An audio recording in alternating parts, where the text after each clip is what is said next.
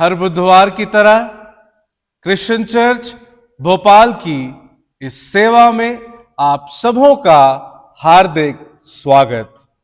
जीवन को बहाल करने वाले खुदा के कलाम को पढ़ने में अगुवाई भाई आशीष जेकब करेंगे। आज हमारे आध्यात्मिक चिंतन के लिए बाइबल में से मैं पढ़ूंगा लूका की इंजील उसका 16वां अध्याय और उसका 13वां पद। कोई दास दो स्वामियों की सेवा नहीं कर सकता, क्योंकि वह तो एक से बैर और दूसरे से प्रेम रखेगा, या एक से मिला रहेगा और दूसरे को तुच्छ जानेगा। तुम परमेश्वर और धन दोनों की सेवा नहीं कर सकते। आमीन। जिसके तुल्य कोई नहीं, उस महान प्रभु की महिमा गीतों के द्वारा करे।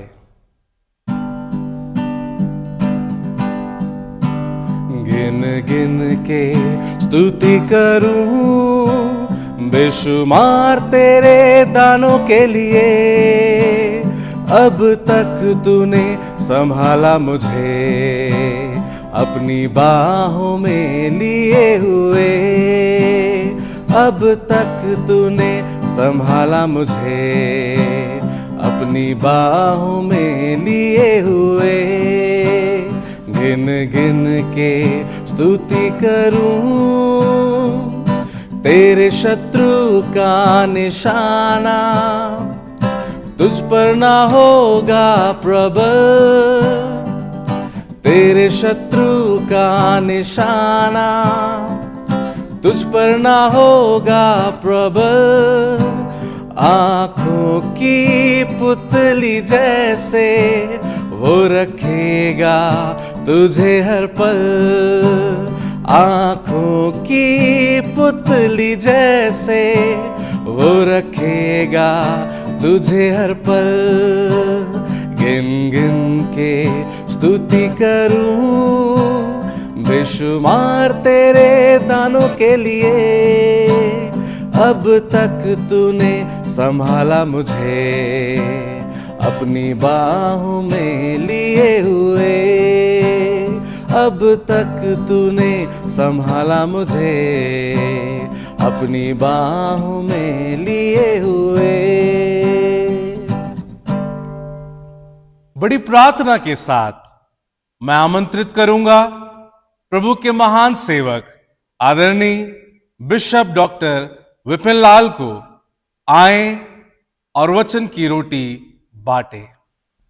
जीवन की इस महत्वपूर्ण और छोटी सेवा जो पास्टर पगारे और बेटे आशीष जेकब के साथ में की जाती है, हमारा मूल उद्देश्य केवल एक ही है कि कम से कम एक व्यक्ति भी इस छोटी सेवा के द्वारा वचन की आशीषों को पाए।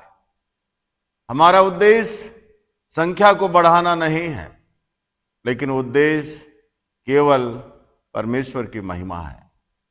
और जो कलाम आपके सामने पढ़ा गया लूका की इंजील उसका 16वां अध्याय बड़ा खूबसूरत बयान है, जहां प्रभु यीशु मसीह अपने चेलों से जीवन की महत्वपूर्ण विषयों में बातचीत कर रहे हैं और उन्हें जीवन और जीवन की सच्चाई से वाकिफ कराना चाहते हैं और जीवन के नजदीक ले जाना चाहते हैं, ताकि आने वाले समय में जब प्रभु यीशु मसीह अपने चेलों के साथ में ना रहे, जीवन की उस विषम परिस्थिति में भी वो प्रभु यीशु मसीह के द्वारा दिए गए जीवन और जीवन की आशीषों को समझ सकें और आगे बढ़ सकें। और प्रभु यीशु मसीह ने अपने इस बड़े वचन में एक धनवान और एक भंडारी के रूप में अपने चेलों को कुछ बातें सिखाई। लेकिन 16 और उसके 10वें पद में लिखा है, जो थोड़े से थोड़े में सच्चा है वह बहुतों में भी सच्चा है, और जो थोड़े से थोड़े में अधर्मी है वह बहुत से बातों में भी अधर्मी है। यदि आप इसको बड़ी बारीकी से पढ़ेंगे तो प्रभु यीशु मसीह एक ऐसे जीवन के विषय में अपने चेलों को सिखाता है, जो अपने आप में ना केवल महत्वपूर्ण है, लेकिन इस बात को हमें सीखना है कि थोड़ा ये या अधिक हमारे जीवन के लिए महत्व नहीं रखता है। कई बार हम सोचते हैं कि हमें थोड़ा वचन का ज्ञान है, थोड़ी थोड़ी बातें हैं, ये महत्वपूर्ण नहीं है। लेकिन 10वें पद में लिखा है कि जो थोड़ा और अधिक नहीं, जो थोड़ा बोता है या अधिक बोता है, ये महत्वपूर्ण नहीं है। लेकिन 10वें पद में एक शब्द आया हुआ है कि जो थोड़े में सच्चा है।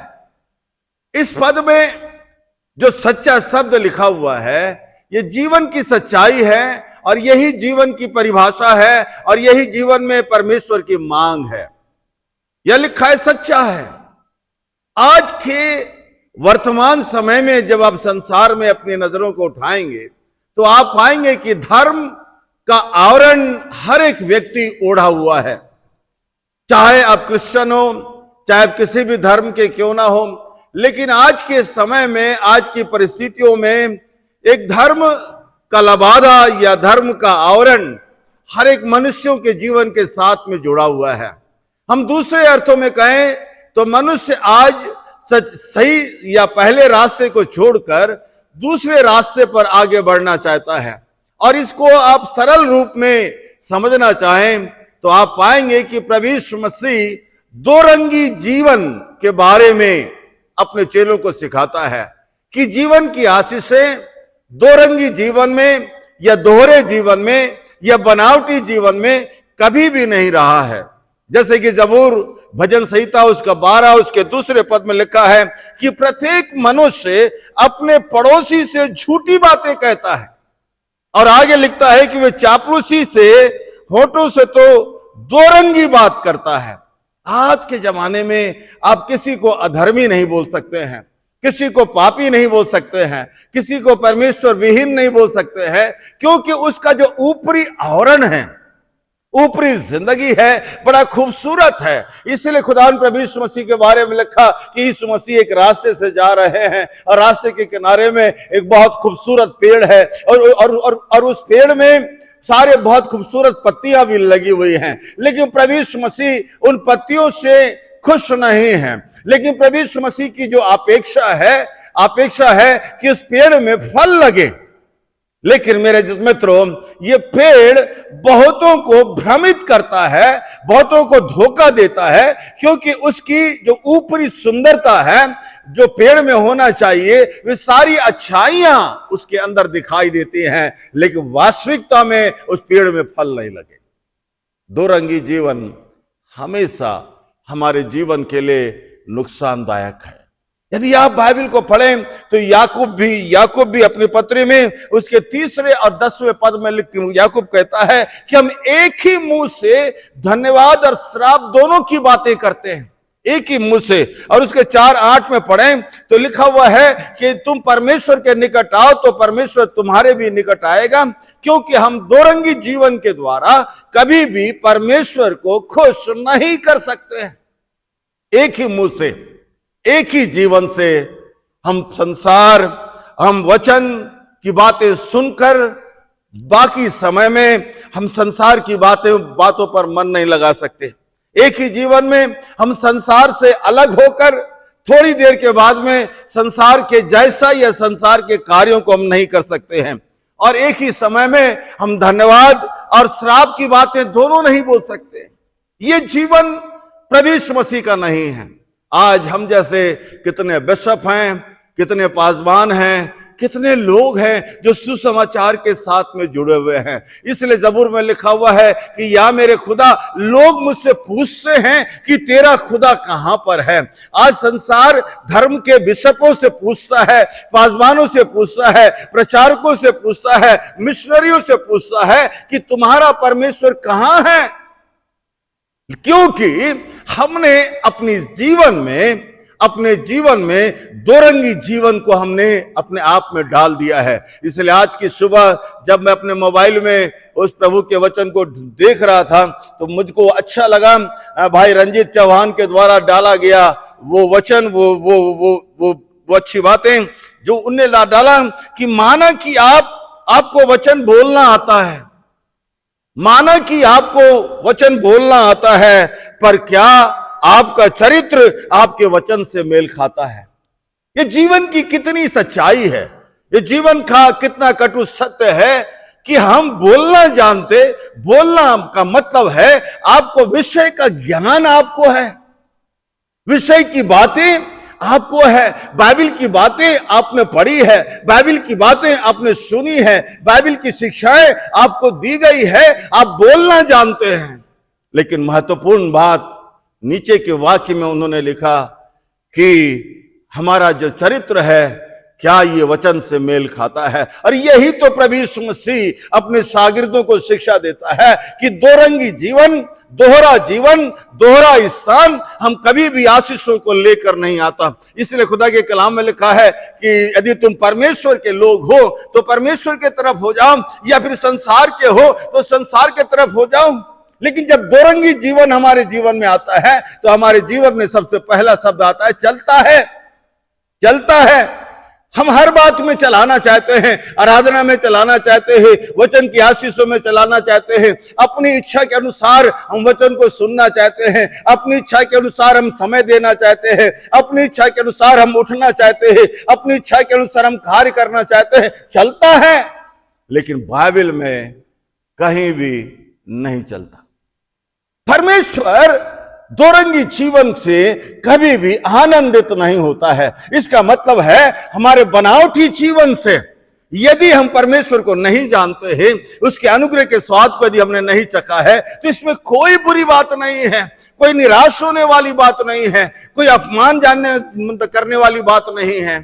लेकिन प्रभु यीशु मसीह को मैं जानता हूं, इस बात की घोषणा करता हूं, इस बात की मैं गवाही देता हूं, इस बात को मैं बोलता हूं, लेकिन प्रभु यीशु मसीह मेरे स्वभाव में, मेरे उठने बैठने में, मेरे चालने में, मेरे कार्य करने में प्रभु यीशु मसीह दिखाई नहीं देता, संसार दिखाई देता है। ये कभी भी आशीष का कारण नहीं। यीशु मसीह ने कहा जो थोड़े में सच्चा है, यदि हम आध्यात्मिक जीवन में जहां भी हैं, यदि हमारे जीवन के अंदर सच्चाई है, और सच्चाई क्या है? प्रभु यीशु मसीह कहता है कि सत्य मैं हूं। जब प्रभु यीशु मसीह हमारी जिंदगी में आता है, हमको हमेशा इस दोरंगी जीवन से धीरे धीरे धीरे धीरे हर रोज प्रभु यीशु मसीह ले जाता है, और यीशु मसीह अपने रास्ते पर आगे बढ़ाता है और अपनी बड़ी महिमा को प्रकट करता है। आज के दिन में हो सकता है कि आप रविवार की आराधना में बहुत अच्छे दिखाई देते हैं, आपकी सेवाएं बहुत हैं, लेकिन सोमवार से लेकर शनिवार तक आप किस रूप में दिखाई देते हैं? आपका पड़ोसी आपको किस रूप में देखता है? आपका मित्र आपको किस रूप में देखता है? लोग आपको किस रूप में देखते हैं? यदि आप आसमान हैं, प्रभु की सेवा में हैं, रविवार की सेवा में आप बहुत टैलेंटेड हैं, बहुत आशीष में आपकी सेवाएं रहती हैं, लेकिन सोमवार से लेकर शनिवार तक आपके अपने बच्चे, आपकी अपनी पत्नी, आपके अपने भाई आपके बारे में क्या बोलते हैं? कहीं ऐसा तो नहीं है कि हम संसार को धोखा देने के बजाय हम अपने आप को धोखा दे रहे हैं कि मैं जहां भी हूं बहुत अच्छा हूं, बहुत अच्छा हूं, मेरी सेवाएं बहुत अच्छी है, मेरी प्रार्थना बड़ी अच्छी है। लेकिन सोचना है, यीशु मसीह कहता है जो सच्चा है, और सच्चाई ही आपको प्रभु की समीपता में लाकर खड़ा करेगी। सच्चाई का जीवन ही आपको प्रभु के द्वारा इनाम दिलाएगा। सच्चाई ही आपको समस्याओं से लड़ने के लिए आपकी और मेरी सहायता करेगा। परमेश्वर हम सबों की सहायता करे ताकि इस अंत के दिनों में बनावटी आवरण से बाहर निकलकर हम जैसे भी हैं, कोई हमारी इज्जत करे या ना करे, कोई हमारा सम्मान करे ना करे, कोई हमें अच्छा बोले या ना बोले, लेकिन मैं अपने प्रभु यीशु मसीह के प्रति सच्चा रह सकूं। प्रार्थना करें। हमारे जीवित प्रभु, धन्यवाद तेरे जीवन के लिए जो 24 घंटे एक समान प्रभु यीशु मसीह में बना रहता। धन्यवाद देते हैं। हमें से हर एक की सहायता कर ताकि हम संसार में संसारिक ना बन जाएं, लेकिन आत्मिक रूप से संसार पर विजय पा सकें। प्रभु यीशु के नाम से मांगते हैं, आमीन। परमेश्वर पिता, परमेश्वर पुत्र, परमेश्वर पवित्र आत्मा हम सबों की सहायता करे ताकि हम वास्तविक जीवन की गहराई में आगे बढ़ सकें। आमीन।